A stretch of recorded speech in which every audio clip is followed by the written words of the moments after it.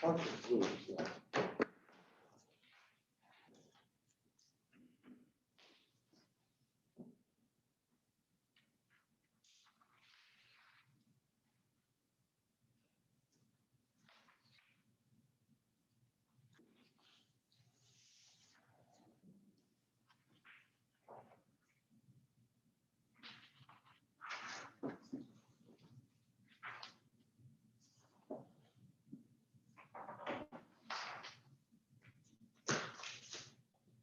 evening, everyone. I have 7 o'clock. I'll call the meeting to order and ask the city clerk to please call the roll.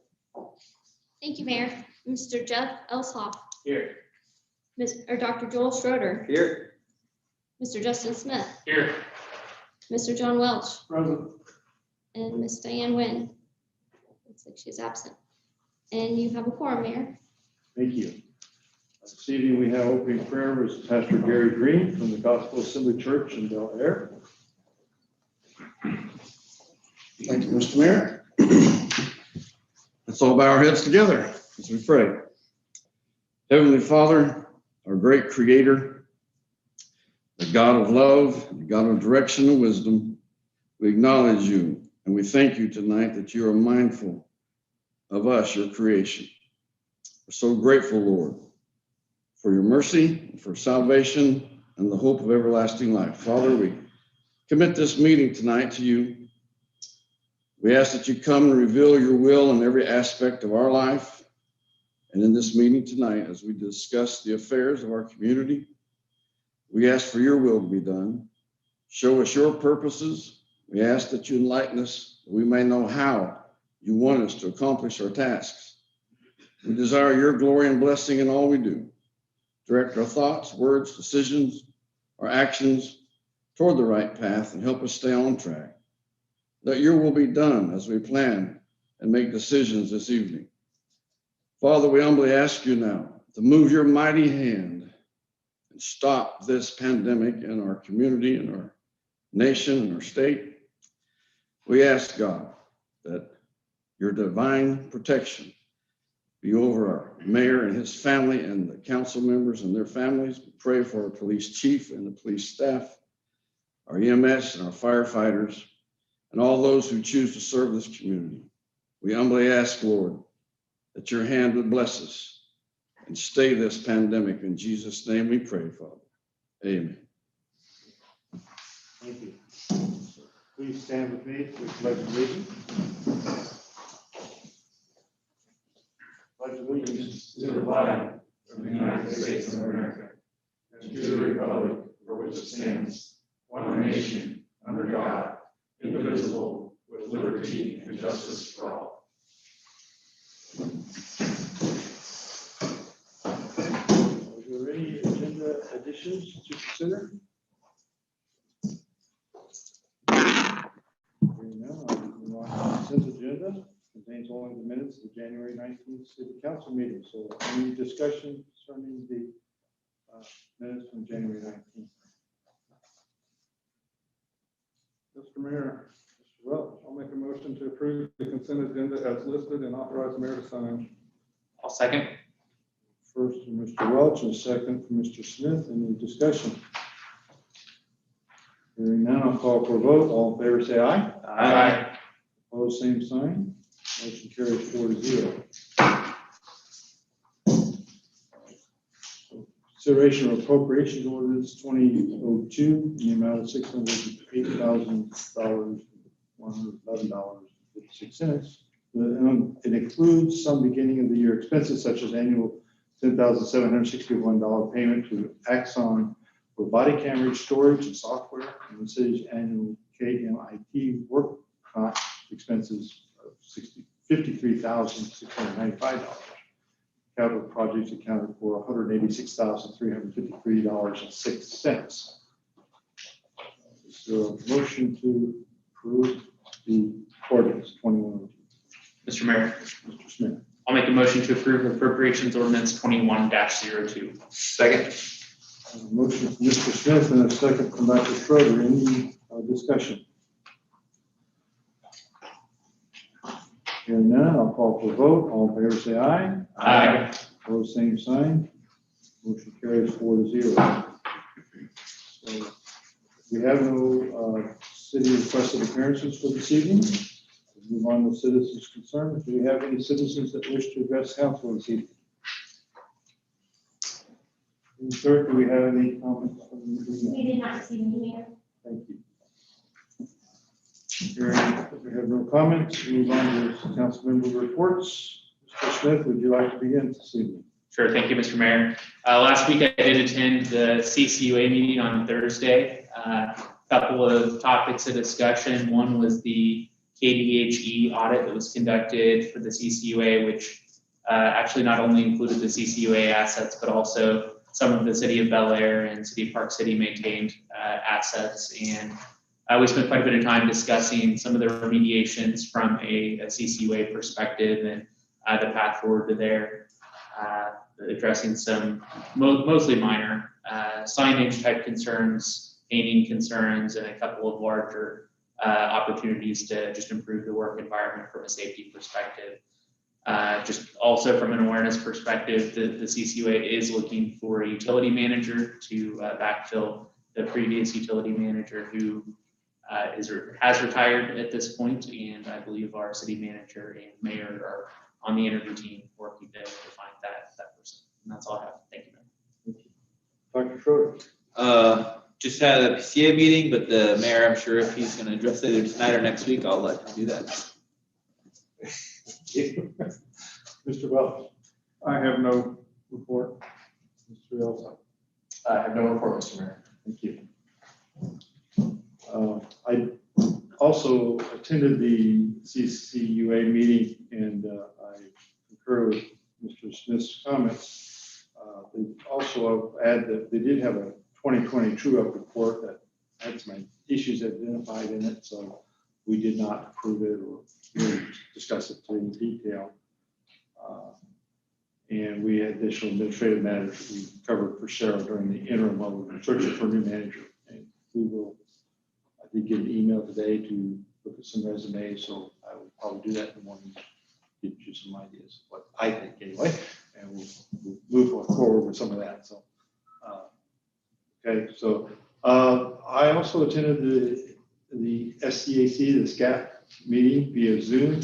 That's Sedgwick County Association of Cities. Just a high-level summary of the topics discussed. The letter talked about a letter to the Secretary of State concerning the status of Election Commissioner Tabitha Lehman. There was a Sedgwick County legislative platform that discussed. Presentation by Evan Rosel, who is the Executive Director of Greater Wichita Partnership. Mr. Rosel covered issues about local economic impact of COVID, review of critical assets, and that's mostly personnel assets and skill levels, and some potential uses for aerospace MRO funding, which I don't believe that's been approved by Congress. It's something that's in the discussion. And then this presentation by Misty Bruckner, from the Director of Public Policy and Management Center at WSU. And Ms. Bruckner reviewed some information related to mental health, substance abuse coalition, the Wichita Literacy Coalition, and local government management. And lastly, the SCAC is looking for someone from a city of second-class designation, which Bel Aire is. It's based upon your size and management, right? Okay.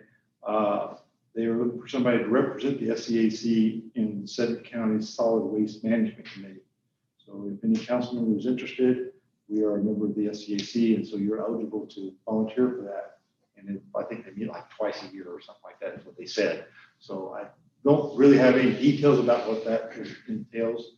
I do know there is a solid waste management fee on our tax bill every year, like $5.04 or something like that. It's not a lot, but we do pay it, the management fee for solid waste.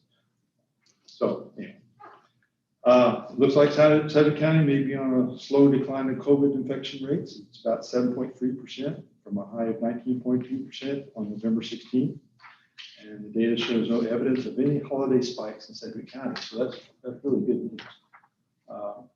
In looking over KDHE data on the experimental vaccines, Kansas has now received 413,350 doses. 229,459 of those have been administered, That's 185,010 for the first dose and 4,449 for the second dose. So, so now that's about 56% doses that have been received that have been used. That's actually better than it was 2 weeks ago when we talked about this. It's 58%, but they got another 200,000 doses since then. So it's actually, it's better news. From there, I'll go on and ask the city attorney for her report. Thank you, Mr. Mayor.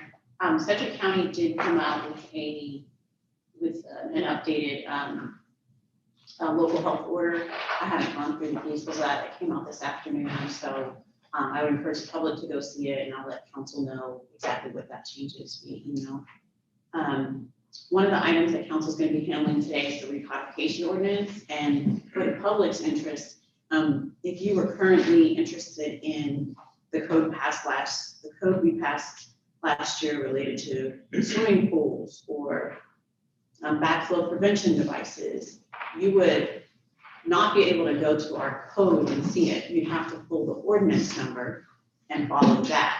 What codification does is it takes all those separate ordinance numbers and transfers them into our code where there's like an already outlined corresponding chapter. So instead of ordinance 647, it goes in chapter 2 with other ordinances related to, or with other laws related to backflow devices. So that's what this process does. So at this time, if someone were to go to our website, they kind of need to look to 2 different places. Codification takes care of that every year.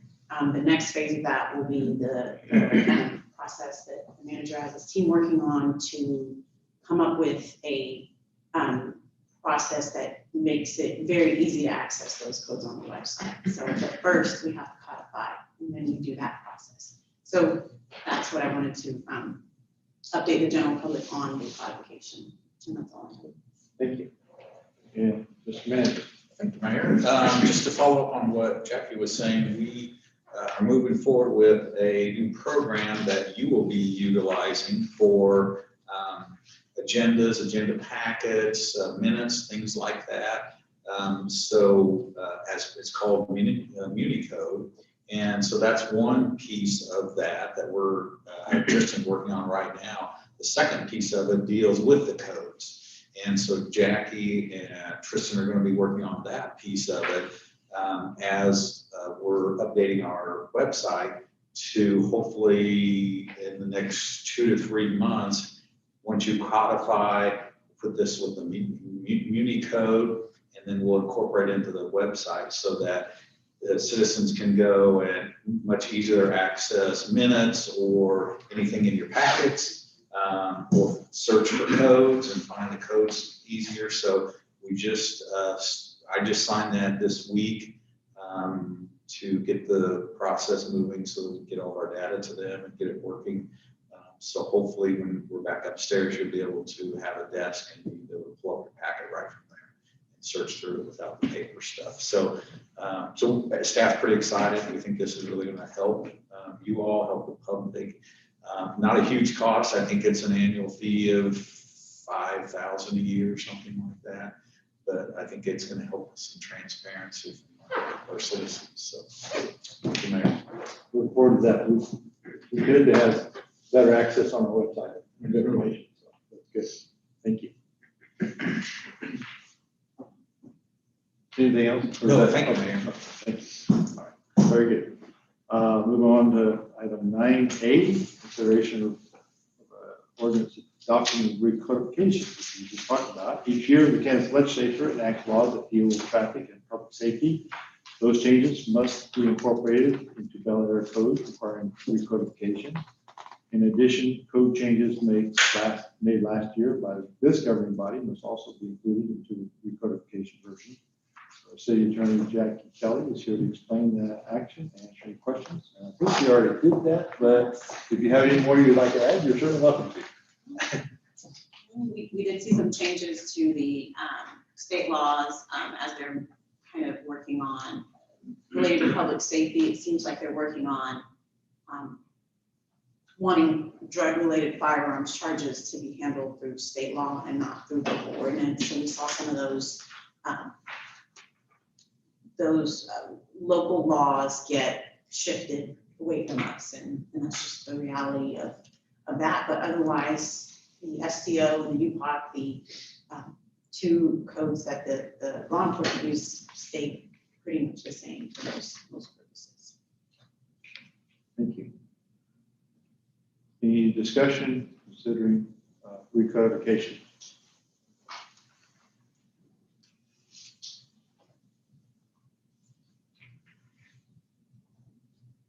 Now I'll take a motion. If anybody would like to make one. Mr. Mayor, Mr. Smith? I move to approve an ordinance adopting the recodification of ordinances of the city of Bel Aire, Kansas 2020 edition, providing for the effective date thereof, providing for the repeal of certain other ordinances not included therein, saving certain ordinances from repeal and saving certain accrued rights and liabilities, and authorize the mayor to sign. Second. Mr. Olso, second. First, Mr. Smith. Mr. Olso, second. Any other discussion? Hearing none, I'll call for a vote. All in favor, say aye. Aye. All the same sign. Motion carries 4-0.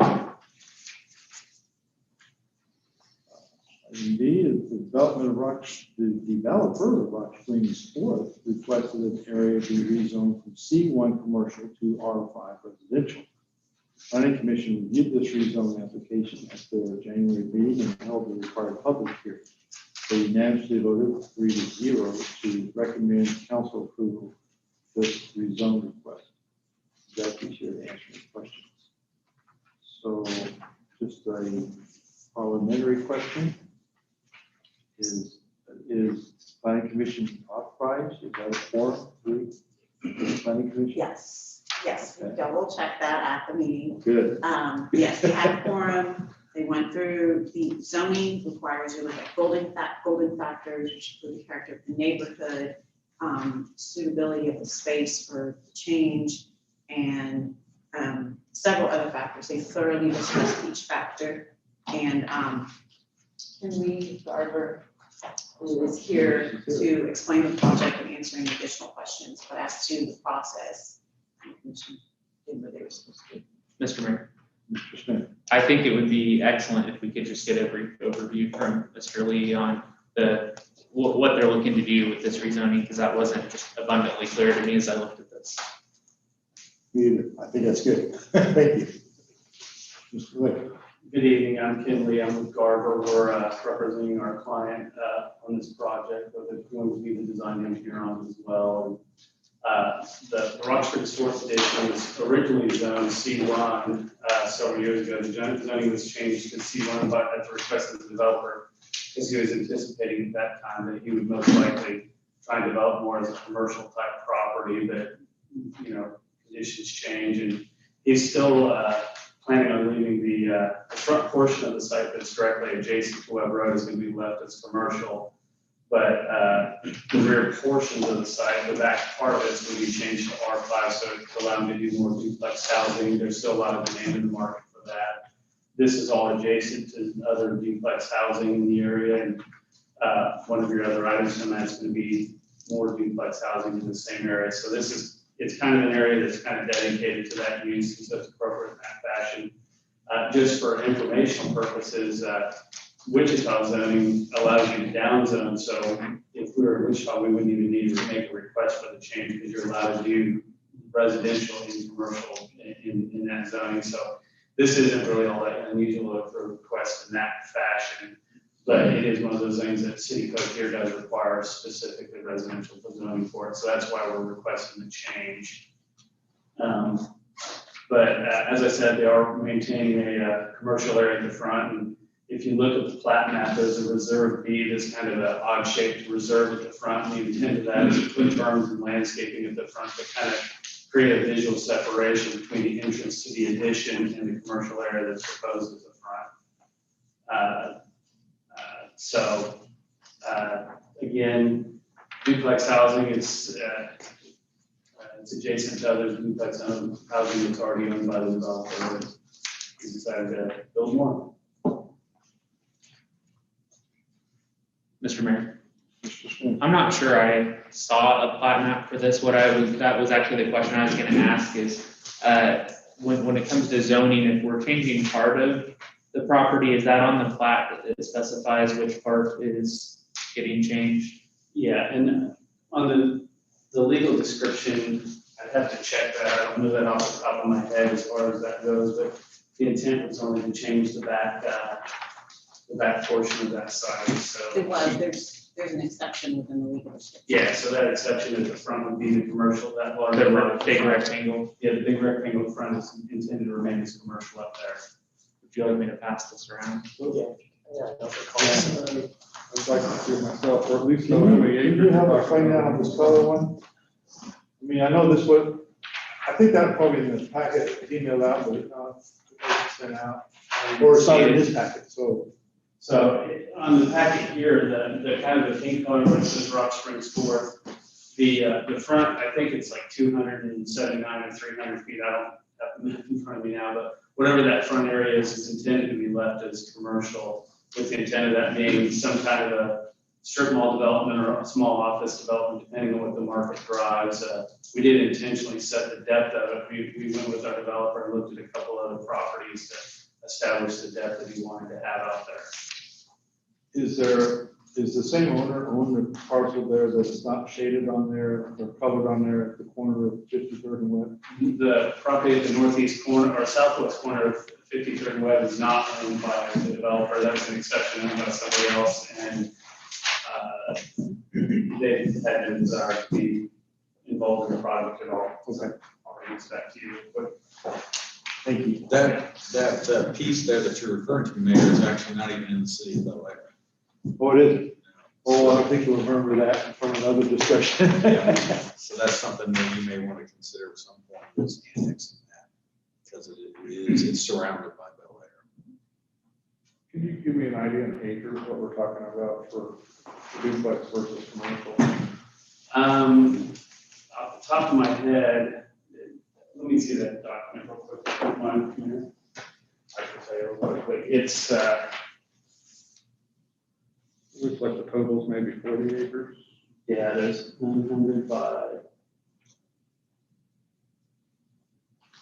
If I recall correctly, if the commercial was only going to be about 10 acres, and then the remainder of the site is going to be residential, if I recall correctly.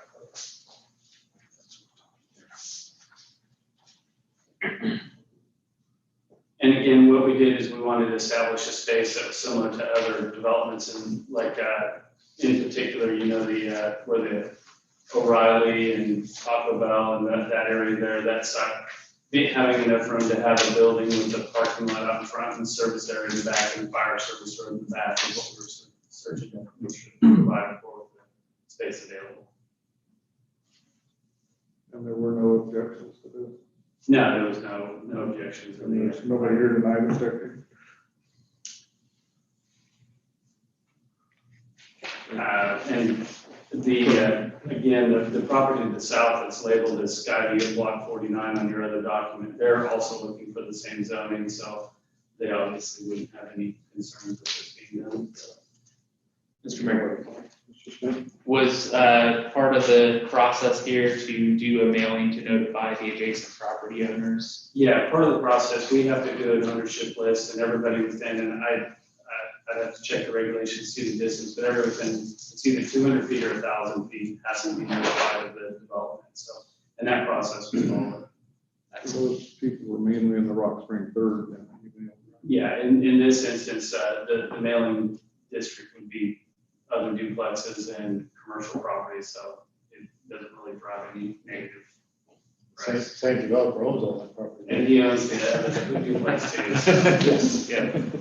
The one thing that is going to be nice about this property, as far as what we're doing, is if you notice, when you look at the plat, Chris is being connected across.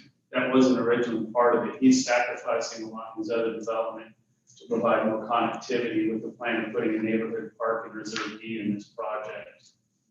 And that was one of the things that I'll just go ahead and mention, the planning commission did want to see is if we're going to have these type of communities to provide some public open space opportunities for playground equipment or other stuff. And we've got that set with reserve D on this particular project. So it'll provide basketball goals and some other playground equipment for kids in the area. So is that a requirement or just an option? It's a strong suggestion. Okay. Because one of the things I've heard about this area is there are no parks in that area. Yeah, there isn't necessarily a regulatory requirement at this time to provide that open space, but, as far as making it a friendlier and more kid-friendly and family-friendly neighborhood, that was a recommendation from the planning commission. And our developer was planning on doing that anyway, so it was no big deal. And again, this will provide some connectivity, so it'll make it easier for residents who are trying to drive between the neighborhoods. It'll provide a little bit of additional connectivity as well. Mr. Mayor, Smith? I'd like to make a motion to approve an ordinance changing and reallocating sections of the zoning classification from C1 to R5 on certain property located within the corporate city limits of the city of Bel Aire, Kansas, and authorize the mayor to sign. I'll second. First and second, first from Mr. Smith and second from Mr. Welch. Any additional discussion? This is a zoning change. I do vote on this one. So I will call for a vote. All in favor say aye. Aye. Opposed, same sign. Motion carries 5-0. Do I need to do a roll call on this? Well, this one, since we have names, let's- All right, so let me redo that. Call the roll, or I should ask the clerk to call the roll. Would you call the roll, please? Thank you, Mayor. Mr. Jim Benoit, Aye. Mr. Jeff Elson, Aye. Dr. Joel Schroeder, Aye. Mr. Justin Smith, Aye. and Mr. John Welch, Aye. and Ms. Diane Williams. Motion carries 5-0 with one absence. Moving on to item C, this developer of Skyview at Block 49 applied to rezone their parcel from AG agriculture to R5 residential. Planning Commission reviewed the rezone application at their January meeting. Following a public hearing, they unanimously voted 3-0, recommended City Council approve the zoning request. Jackie is here to answer questions. Mr. Mayor. And Mr. Smith. So when I was looking at this one, it looked like this was the parcel that the planning commission had actually put a recommendation on for the park, but it sounds like that's gonna happen up in Rock Springs Fourth, and I think that's all within the same park service area in the master plan. Do you have any context for that? Mr. Smith, can I start with that one? No, there are two parks the planning commission wanted to see both. The one for Rock Springs that we just talked about, that was recommended at a prior, I think, preliminary plat meeting or some other planning commission meeting, and they were able to commit to it and get it done at this point.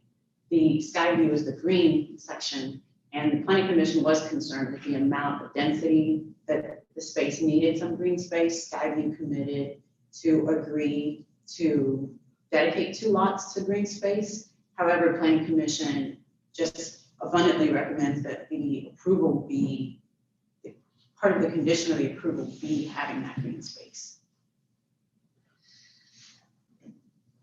So is there? So can you advise us on Right. the so the implications of that recommendation? Right, so the recommendation for Skyview would be that the, everything is the, property located within, from AG to R5 on certain property in that action portion. With the condition, Councilmember Smith, that bold language you were looking at on the back of your staff report, with the condition that developer add green space.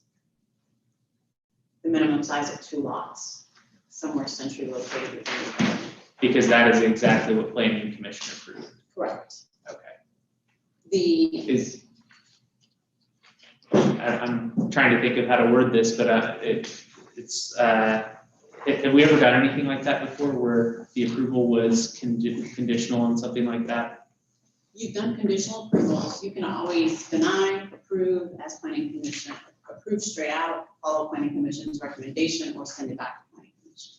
And before, I think with the rural part we did, planning commission or council did a recommend, deviated from the traditional approved. So yes, you can make a condition. The nice thing about this is planning commission approved it with the condition, then had a discussion through the secretary with the developer, and the developer was on board and excited about the park. However, planning commission felt like just to capture it, it might be a good idea to recommend council approve it with the condition in there, because that's 2 lots, that's a lot of space. So we have spoken with the developer, and the developer's on board with that plan and wants it to be done that way. Right, that's where I understand from the planning commission secretary.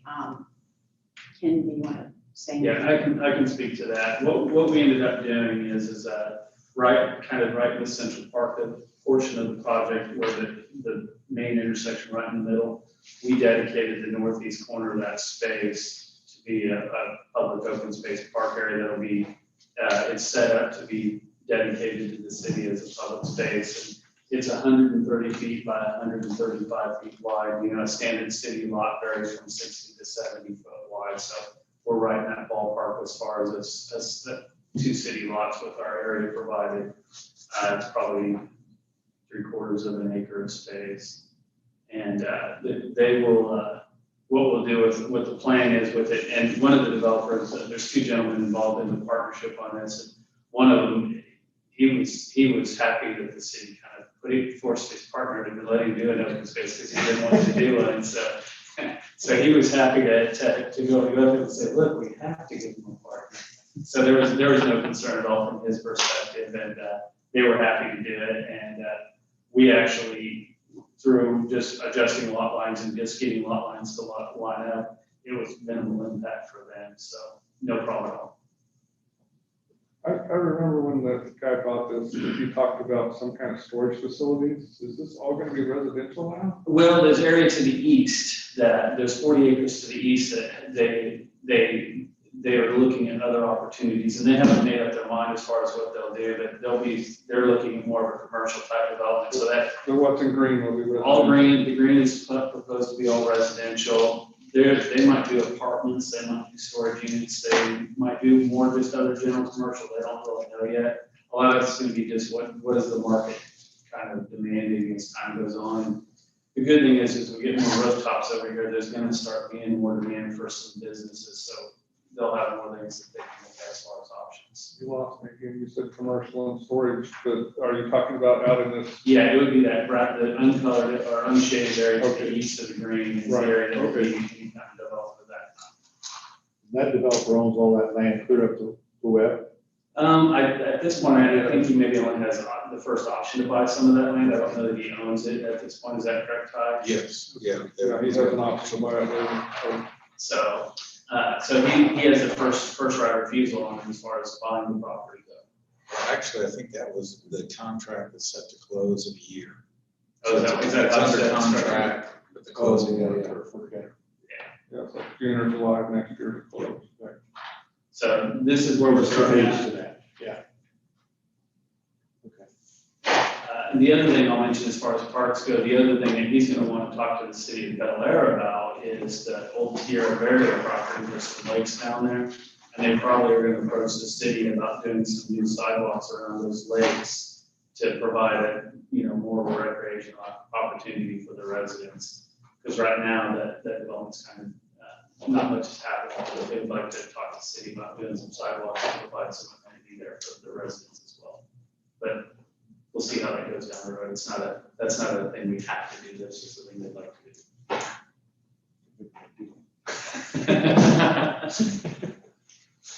Okay, thank you. So any other discussion concerning the Skyview lot?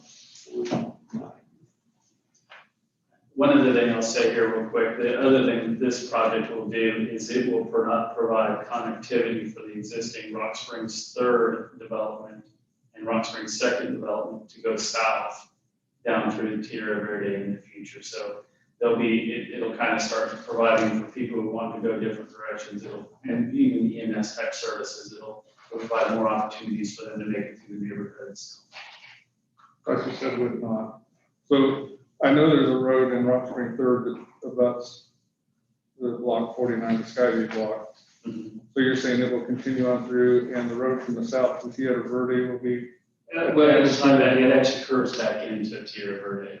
it's not a direct connection south. It'll Both actually. of those will go into the neighborhood somehow. Yeah, they'll both connect into Cypress, and then Cypress continues down through into Tierra Verde, and then this road, the other road to the right that you're talking about, it'll curve back into the west and tie into that as well. So it'll make Rock Springs third, Rock Springs second. It'll give them, if EMS needed to come from the south, it would give them an opportunity to come from that direction as well, or residents, whatever.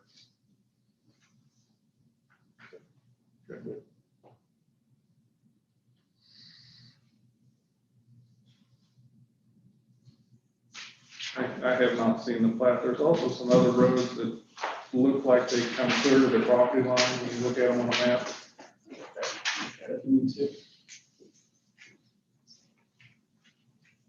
No, I apologize, I went brought one copies.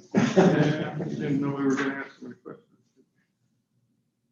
So, I'm not oriented here. Can you point out to me, please? So on this, Where is Tierra Verde on here? Is So it down on the south it'll side? connect, that's where Tierra Verde wraps around and ties into there. When this goes through. That goes into Rock Springs second, that goes into Rock Springs Okay, third. that's what I was kind of asking about, because they look Yeah. like there might be a chance to do that. So Yeah, it and- can all be one road. Yeah, and these will be cul-de-sacs that kind of abut towards each other. They won't actually be interconnected, but those cul-de-sacs will come together and stop just 10 or 15 feet apart on the westerly end of it. Okay. And you can pass that Why around. would we not connect those streets? The way the plat was structured, it doesn't actually connect to the south property line, the right of way is short. So there's not a physical connection right of way wise on Rock Springs second. Okay, is that something we could force? I mean, it's a horrible thing, I think, to have streets 10 feet apart from each other. Yeah. Well, it depends on how you look at it. It keeps, for the residents who live on those streets, it keeps people from driving through. It gives them more privacy having this cul-de-sac. So I think from the resident standpoint, they would prefer to have that privacy where they know they don't have people driving past their house. And that's why they wouldn't pick that street probably. They'll like it until somebody starts doing the farming stuff, right? Doing what? The farming stuff. They drive their car across somebody's Oh, lawn. yes, yeah, that will probably happen. Mr. Mayor, I got a question. Mr. Elsa. Ken, I've noticed, I think not just this neighborhood and this plat, but in others, and I know in the image we have of other roads being worked at Rock Spring, there's an awful lot of these roads that don't go straight. They curve and create a kind of a point, kind of like how Barrington does in some of the older parts of Bel Air, but is there a reason? Is that done intentionally, or is it like an afterthought after things are drawn up? Well, there's several reasons. One is it just looks nicer on paper, but but also it does provide some urban calming. If you have some curves to the road, it discourages people from driving the road curving.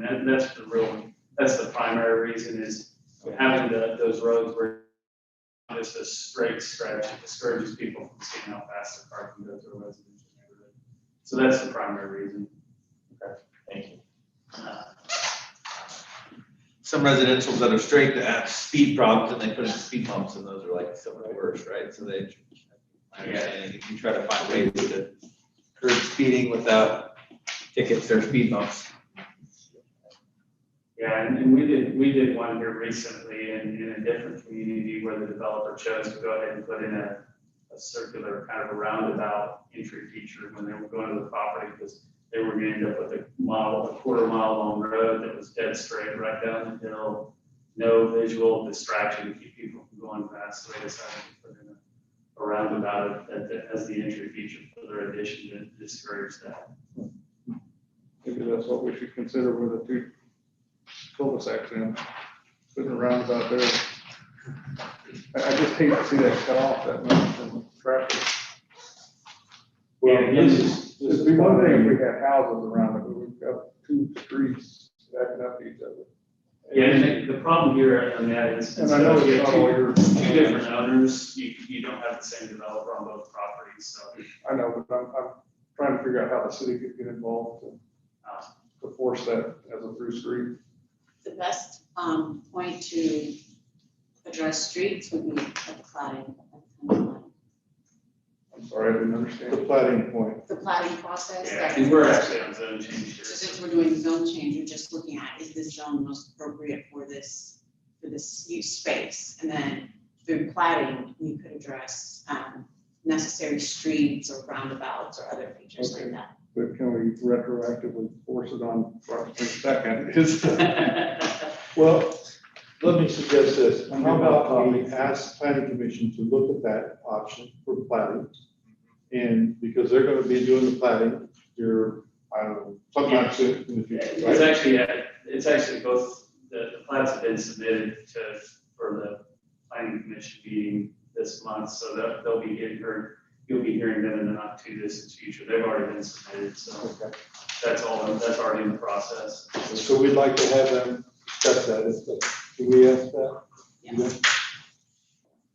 But for tonight, we're not deciding any of that, right? No, So that's not on the agenda tonight, but it is certainly a legitimate. yeah, I absolutely agree. I think it's worth thinking about whatever we end up deciding to do. So we don't end up with a situation like we did straight school. Okay, I'm good to go if everybody else is.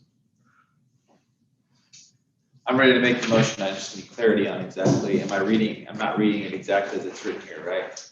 Correct, and I apologize, we just had to go back and forth with the developer after this was put together. So C, under action, if you go down to that second sentence, or that second line, zoning classification from AG to R5 on certain property, there insert from the back of your page 2, from page 2 of your staff report, starting with that last word on that second line, with, and the rest of the rest of it. Mr. Mayor? Sure. I'm motion to approve an ordinance changing the zoning classification from AG to R5 on certain property with the condition that the developer consider adding a green space / park, the minimum size of 2 lots somewhat centrally located within development, located within the corporate city limits of the city of Bel Aire, Kansas, and authorize the mayor to sign. I'll second. First from Dr. Schroeder and second from Mr. Welch. Any additional discussion? Hearing none, would city clerk please call the roll? Mayor Kevin Bonnett, Aye. Mr. Jeff Eltoff, Aye. Dr. Joel Schroeder, Aye. Mr. Justin Smith, Aye. Ms. Diane Wynn, and Mr. John Welch. Aye. Motion carries 5-0. On to item B. So developer Chapel Landing requested a replat of an area called Chapel Landing 4. The planning commission reviewed the final plat at their January meeting. The public hearing was held with no public comments. The planning commission did a thorough review of the application and voted unanimously 3-0 to recommend that the governing body accept the developer's commitment to dedicate certain land within the plat for public purposes and approve the final plat. As these dedications are now come before the council for final approval, and Jackie can answer any questions. So with this is where you would kind of, if you wanted the streets to look different, understanding the investment's been made, planning commission study, if you wanted streets to look different or something like that, this is the process. Or if you wanted wider rights of ways or something else, this is the process where you accept those dedications or decline to accept them or request something else. And this is the replatting for Chapel Landing 4, which is this one down here.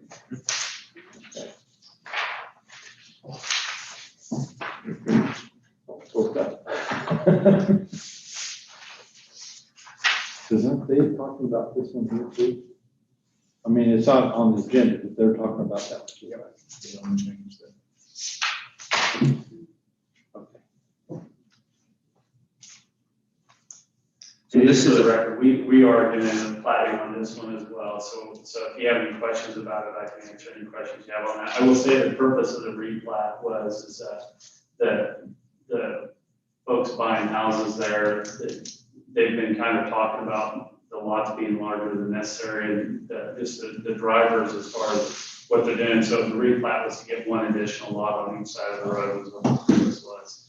And that was it's a cleaner way to do that than to try and do a bunch of lot splits and try and chop it up. We could have done it that way as well, but doing the plating creates, easier parcels to process in the future, so. Yeah, So there's really no material change. We're following all the same drainage patterns as the original plat. We're not making any changes in that respect. The grading is gonna be the same as the original plat, just gonna be one extra house per side. Mr. Mayor. Mr. Smith. From a sidewalks perspective, should we see that on a plat if they're gonna be put in? No, we normally don't indicate that on the plat map. No, a lot of times if requested, we'll provide a sidewalk exhibit that would show those. That can also be a part of the documents. Our plans here is to follow the previously approved sidewalk plans issued, and we're not proposing any changes on that. I thought I remembered that typically that was part of the discussion, and I didn't see anything on that here, but if that was in the. Usually it's typically included in the developer's agreement, where we'll outline that, if there's sidewalks, whether both sides, single side, things like that. And as Ken's saying is, since the developer's agreement was for all of this and they don't propose any changes, then that's why all you're seeing is the plat, but the sidewalks and things are all covered on that developer's agreement. Yeah, and this is the same developer as the original project out there. There's no change in hands or anything, so it's the same developer. This probably isn't relative to what we're doing, but who's responsible for maintaining the aesthetic beauty of the right-of-way there, the ConocoPhillips right-of-way? Those will all be parts of the lots, lots 1 and 6 will actually own those, so if the HOA doesn't take care of those, lot owners will be responsible for those. Yeah, I just know that looks pretty scraggly through there, and I didn't, if they're supposed to take trees out or not take trees out.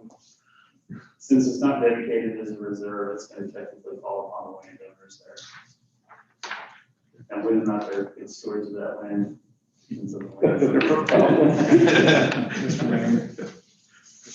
So am I understanding that because of that ConocoPhillips right of way, that Highland Street won't connect? No, they are going to connect. Yeah, our plan is to tie it into the south. Through the ConocoPhillips right of way? Yeah, and they'll have the right to go across that. There won't be any issue with that. We can build the street there. Okay. And just so you know, we actually did talk about whether or not they wanted to do some kind of a gate or something to limit access between the additions. Since I live right south of there, I said, I want to be able to ride my bike through here. So. Great. So the plan is those for the road.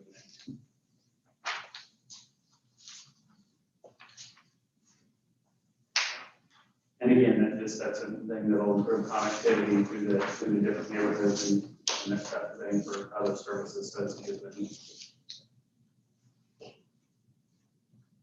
Any additional discussion? Mr. Mayor, Well, I will make a motion to accept the dedications within the final plat for Chapel Landing 4th and authorize all required signatures. Second. first by Mr. Welch and a motion by Mr. Welch and a second by Dr. Schroeder. Any additional discussion? Hearing none, I'll ask the clerk to call the roll. Mayor Affirmative. Jim Benage, Aye. Mr. Jeff Elsaw, Aye. Dr. Joel Schroeder, Aye. Mr. Justin Smith, Aye. Ms. Diane Wynn, and Mr. John Welch. Aye. Motion carries 5-0. Thank you. Thank you. Item E, state the city code requires specific action for the business wanting to sell cereal malt beverages. An application was submitted by Dollar General with all required documents. Final approval is required by the city council. Jackie is here to answer any questions. Have we had any problems with them? No, Councilmember Welch, all that the only problem was that they missed the renewal deadline. So I think they internally had some changes in leadership, or corporate leadership, whoever would be signing off on their license renewal, and we couldn't get a name, and so we couldn't renew, and so they had to get back to the city, but Chiefs not had problems, the city hasn't had problems. So this would usually be automatic, but because they failed to meet a deadline, we have to. Correct, it has to come before. Okay. I didn't know why it was before, so I didn't have any problem with it. So they had to suspend sales? Yes, they did. New Year's Day. Not New Year's Eve, New Year's Day. Okay. Okay.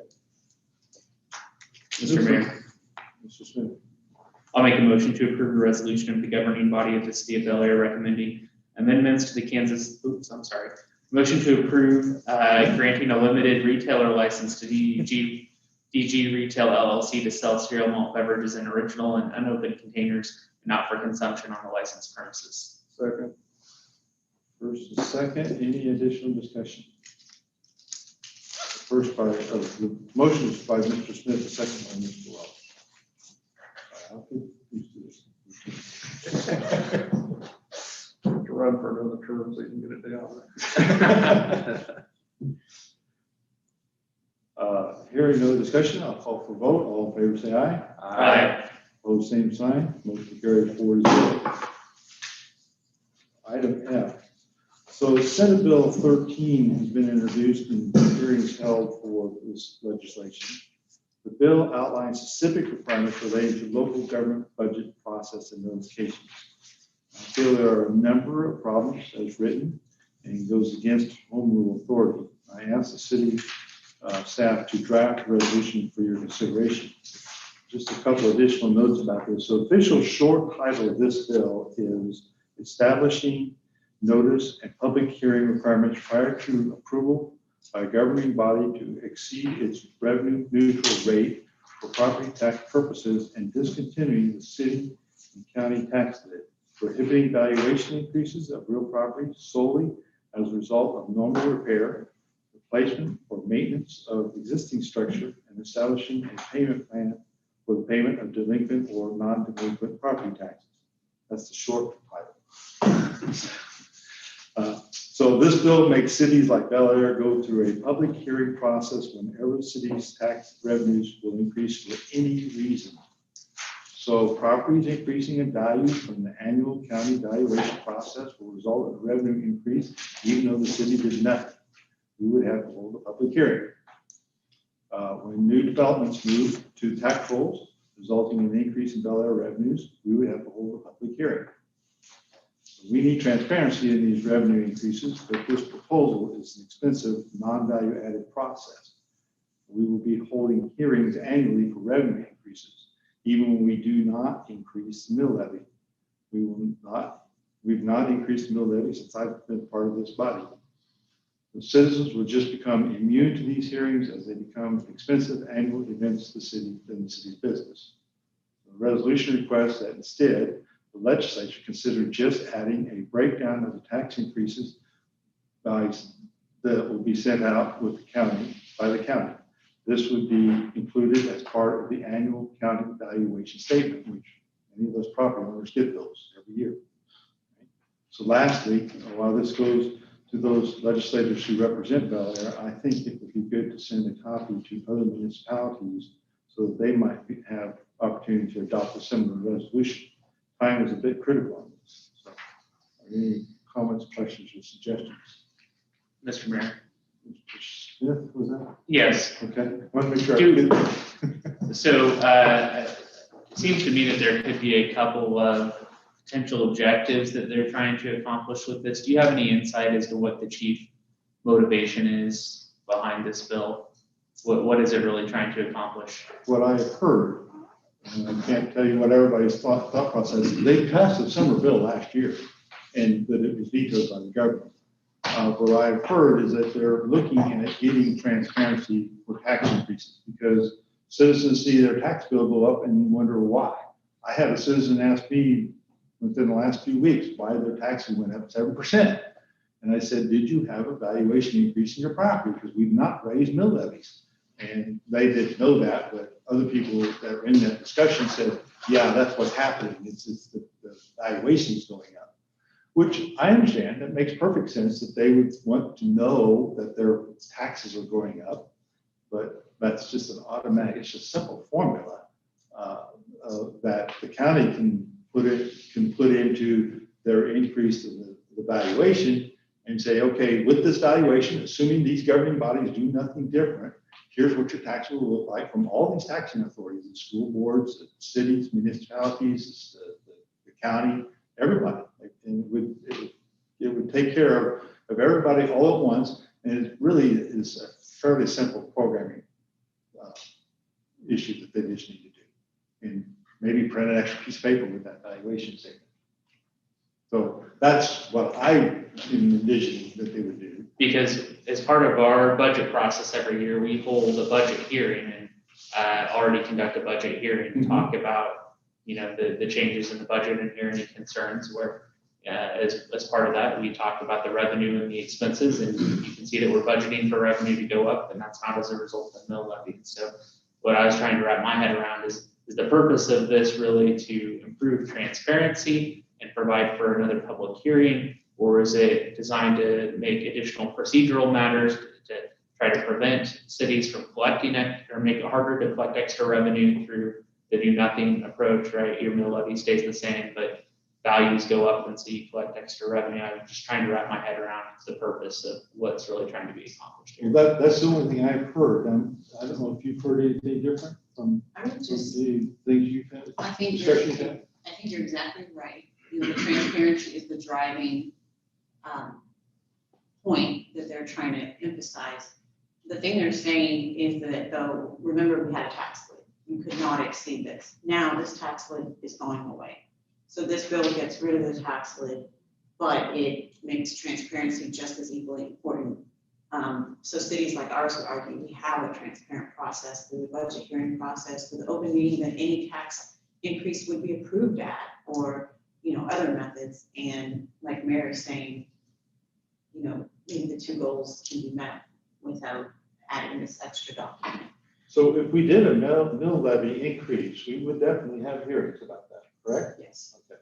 So that's already current statute law. Is that correct? So, yeah, and so what I've heard is I think where you guys are both going is that it's a compromise, because the legislatures, they originally wanted it to be, if we were gonna raise if our revenues were gonna exceed, just what the mayor explained, if our revenues go up just because of valuations going up or new houses, they wanted it to be that if we wanted to spend that extra money, we would have to have a vote. And of course, for us, that would be terrible because we're, as the mayor said, we're not raising taxes, but we're building 100 new houses a year. So our mill levy is going to go up just because of growth.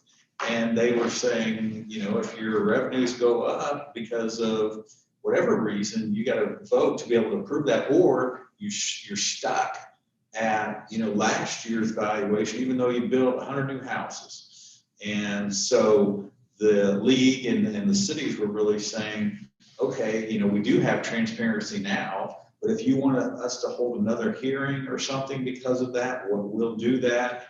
We just don't think it's right that we have to go to the voters when we're building new houses, so we got new revenue.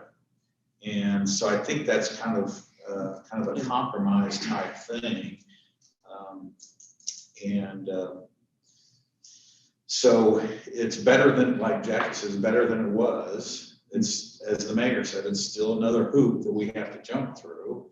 And Mr. Mayor, I think the real problem isn't necessarily the hearing, but it's the fact that something has to actually be mailed out and the cost and expense associated with that mailing. That's really the most objectionable thing that I saw in here, because as a growing city where we are adding 100 new houses a year, we're adding new businesses without adjusting the mill levy, revenues are going to continue to go up, and so are our costs associated with servicing a larger city, which means that almost every year we'll likely have to go through this extensive mailing process, and that's probably the biggest thing that we should be concerned about. Is that fair? Yeah, I think that's a good assessment. That's what I read it. Yes. Mr. Mayor, I'm not, with the hearing, I am a little bit more concerned about that, only in the sense that it seems to be kind of a waste of time. I mean, it's just like a communication issue. Is the way to communicate better to have a hearing? I don't think every time we need to communicate with the public, we need to have a hearing, or these hearings become, I don't know. I'm just not sure that's that great of an idea. Something that you're suggesting, or, you're basically suggesting some kind of way to communicate, have it done to the county to communicate this issue. Because I've had the same problem where people are like, hey, you raised taxes. No, we didn't. Bill hasn't raised taxes for a long time, or whenever it was. So it seems like the communication issue with transparency is fine. I'm not sure a hearing is the solution. What does that mean? We have a meeting and. And that's what the current proposal, that Senate Bill 13. Which is why here. I think your suggestion is great, and I have maybe a little bit more issue with annoyance with the hearing than Councilman Smith does, because I don't see having a hearing that no one's gonna watch or come to as a great way to communicate with the public. Exactly myself. Right, yeah, I mean, you've captured that. I was just, Councilman, I was just kind of saying, I'm a little bit more annoyed with that than maybe he I is. am all in favor of the transparency. I think we've got to have the transparency. I don't think that the tool that they were using here. is Right, correct. exactly. Mr. Mayor. I agree with your sentiment, and thanks for putting this together for us. And I mean, this whole thing kind of bothers me because, like Councilman Smith pointed out, like, there isn't a real clear. I don't understand what the reasoning is, or I mean, you mentioned it being kind of a compromise from removing the lid, but anytime there's government action on something where basically, as an entity or as a person, you're doing nothing different, and then the law comes in with something new and says now you're in violation of some new thing, that always irritates me as a citizen, and it irritates me hearing how this would possibly affect our city here. What are the consequences if this thing were to pass and we are exercise non-compliance with doing this? I mean, what sort of penalty? We'd have to refund the property taxes or whatever the scope of the violation is. So if we did a bad notice just across the entire city, those property taxes would have to be refunded. Really? Wow, that's a twist. I hadn't thought of that. For the taxing subdivisions. Wow. That could be huge. A huge problem, maybe not a lot of money, but a huge problem. Yeah, I mean, logistically, that's a burden. If it was only per house, it wouldn't be probably that much money, but since we're talking about the city growing leaps and bounds, we could have a whole bunch of additional income, and now we have to give everybody $200 to $300 back on their property taxes. 2,500 properties that we're taxing currently, Probably close to 30. 3,500 properties we're currently taxing. So we'd have to be looking at refunds of 3,500 properties. And I'm kind of upset with this bill anyway. They keep changing it. If what I read the other day is correct, I really don't like it because they were going to exempt Genesis from property tax. Now that's a real piece of work. So anybody listening, they should yell at their legislators that that's just the most stupid thing I've ever heard go into the bill. We're worried about being transparent, and then we're giving away stuff like that buried in the bill. Mr. Mayor. The other thing that stood out to me as I read the proposed bill was, it seemed like this was going to apply to everyone but schools. And at least when I look at my taxes, schools get more of my tax dollars than the city of Bel Aire does. And I think if the rules are going to change, they need to change equally across the board for everybody. And so I would encourage the council to consider some stronger language to that effect in the resolution here. What is it, something like half of all property taxes for the school districts? A little better than, the state budget's a little better than half for school. So did you have something to propose there? Yes, sir. Okay. For Councilmember Smith's comment, that last sentence on the back, that says allow for notification of property owners. Consider adding a sentence that says, furthermore, any and all new rules must be equally applied across all taxing authorities. We can expand that to say including schools, or just say it and let it be understood. Yeah, I'm fine with just all taxing authority. Yep.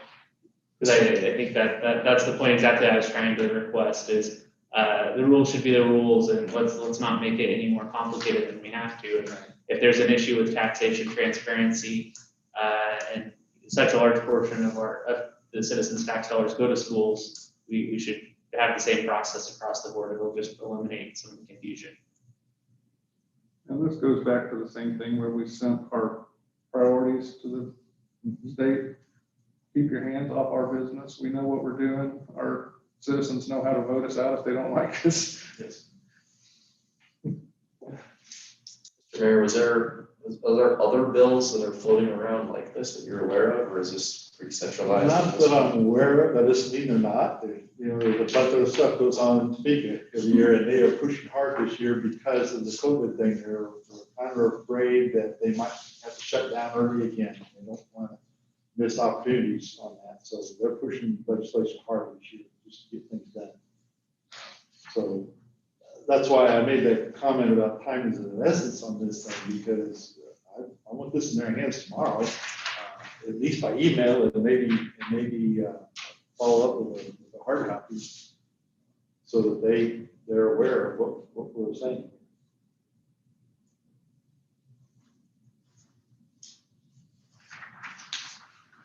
Mr. Mayor, are we kind of in agreement on this? I'm okay with Councilman Smith's wants the stronger language regarding schools. I'm also fine with what the mayor has here. Any other? I guess I'm ready to move on it. We have all that good to go. And so I need to, as amended, correct, and we're clear on that? Okay. Mr. Mayor, I motion to approve a resolution of the governing body of the city of Bel Aire recommending amendments to the Kansas Senate Bill 13 requirements for tax valuation notices as amended and authorize all required signatures. Second. First, Dr. Schroeder, and the second from Mr. Smith. I have an additional question. Do we know where the League of Cities stands on this? Are they lobbying? They sent an email out to the mayors a week ago, saying that they had concerns with this. I'm trying to remember what that email said. I think they're trying to stay neutral on it. I think they're like you all, that they don't like it, but they think that it could be worse. At least we're getting rid of it. But like the mayor said, that I don't think they're going to necessarily come out opposed to it as it is, unless they try to throw some stuff in there, then they'll oppose it. So. Okay. That doesn't really make much difference. I just was curious because. Yeah. Who else was standing with us? Yeah. And as the mayor said, we'll send this to other cities. And since somebody joined us, great. Yeah. And who was the second on that? That was I. I have first with Dr. Schroeder and second with Mr. Smith. Thank you. Any other discussion? Hearing none, I'll call for a vote. All in favor, say aye. Aye. Opposed, same sign. Motion carries 5-0. Thank you very much. Mr. Mayor, clarify the vote. I think you said 5-0. I did say 5-0, and you are right. I should have said 4-0. I apologize. Motion carries 4-0. Thank you for that clarification. I got used to all those ordinances. Okay. Item G, in July of 2016, Epic Real Estate Company purchased 20 acres for their current warehouse. As part of the deal, the city approved a 3-part land option for additional ground Epic felt they may need for expansion. First parcel in the option was to be purchased by July of 2021, the second by 2023, and the third by 2026. And if the previous parcel closed, staff contacted Mr. Proctor and asked if he would be exercising the first option this July. He stated he would not, and therefore staff drafted the termination agreement on the agenda. Our city manager is here to answer any questions. So I'll just quickly go over that just so that you've got a picture. So this is Epic right here. This is 53rd Street. And this is Webb over here. So Epic owns this, and they were originally part of this was going to be the first option, and ultimately they were going to buy the whole 100 because they thought they would be expanding by that much. So we have received some interest in this, and so we could have easily waited till July, but because we knew we had some interest, we contacted the owner, asked him if he had planned to exercise that option. He stated no. So Jackie created basically a termination of that. We ran it by him and his attorney. They're fine with it. And so that's why it's before you. If you approve it, then he'll sign this. And that allows us then, after it's been signed by him, to market it or that the land be available.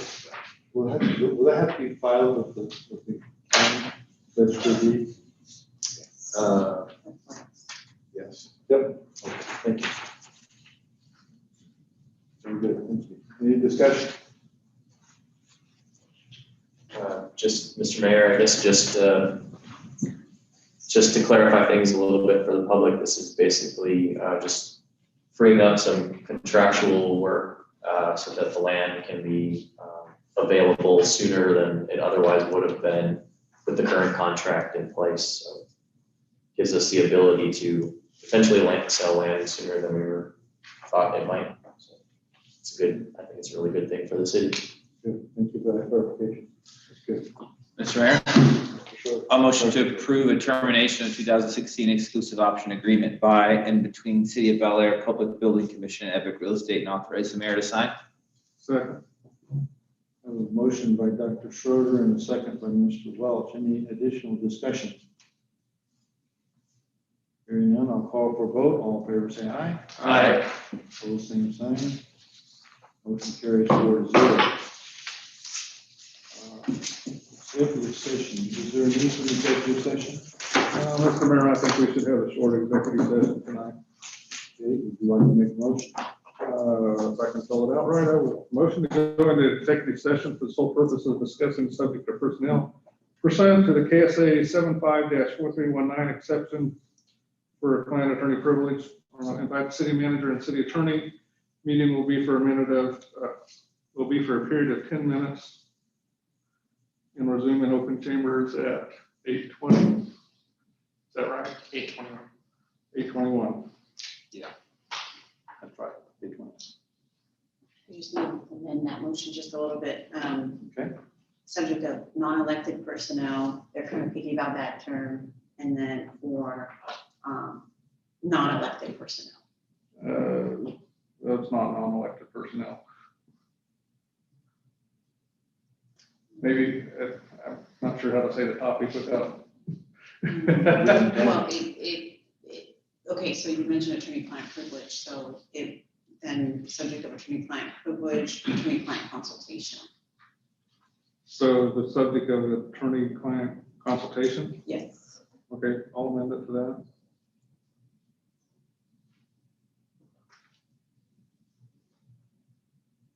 I need to restate it. If everybody understands it. Fine. I'll second it. First, motion by Mr. Welch and a second by Mr. Smith. All in favor, say aye. Aye. Opposed, same sign. Motion carries 4-0 with an executive session for 10 minutes.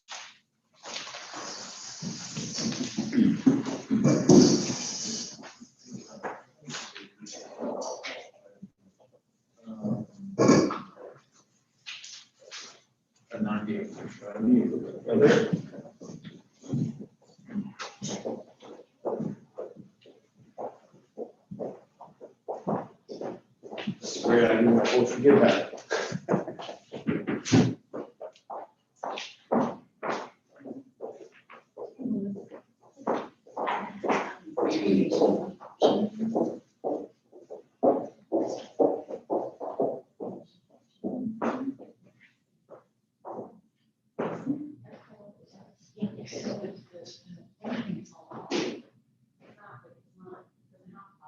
They can add a cover sheet.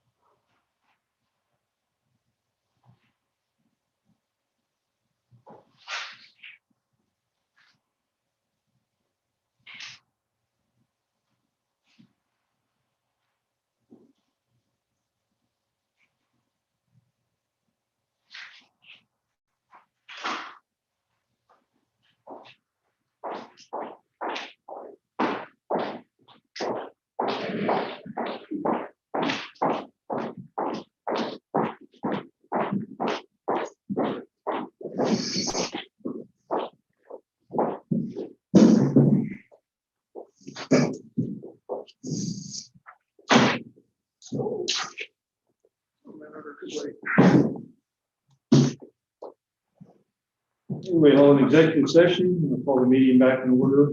Know that Finding action was taken.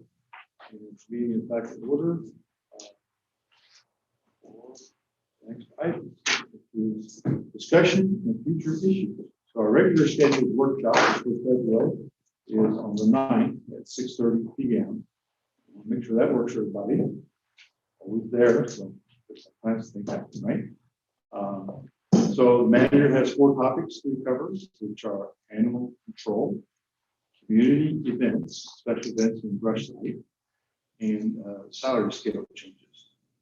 Any other topics we need to talk about? That was only 3 events. I'm sorry? I thought you said 4 events, I only heard 3.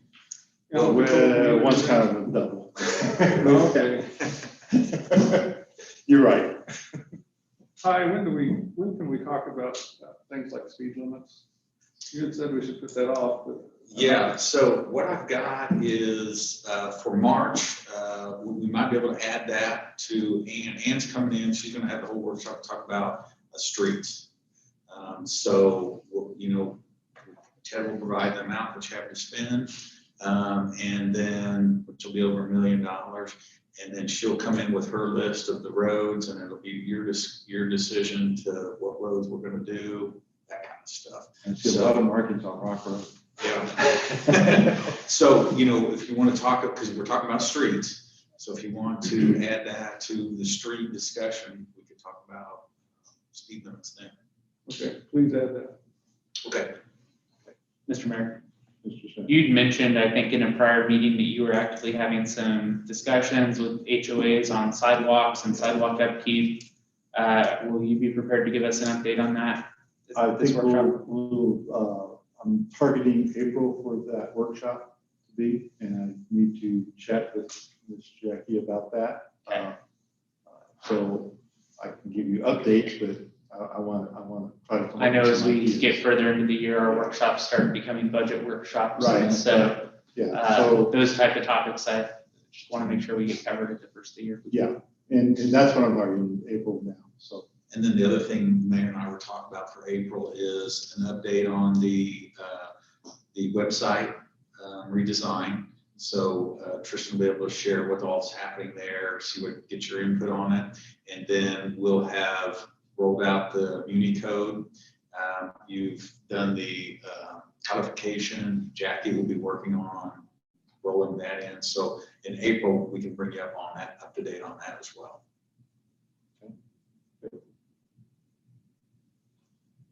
All right, anything else we haven't talked about, we need to talk about in the workshop?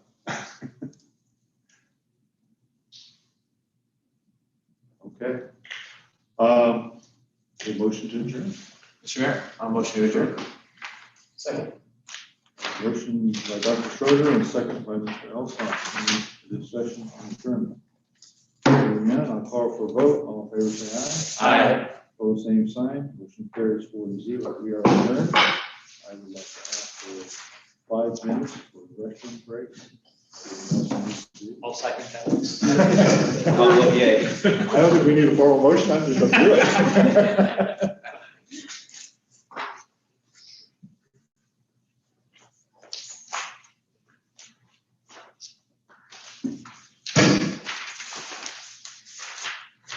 I'm going to go get a court game. I want to upstairs. Those two guys aren't here. That's. Yeah, they, Everybody left, they were. Jordan might have wanted that. You probably was stuck. Yeah. He's dying, Dr. Ray. Yeah. He's dying. Yeah, and we got plenty of it though. Okay. The camera, the UCH. Forgot about that. Actually, was just thinking it'd be on for the Wednesday.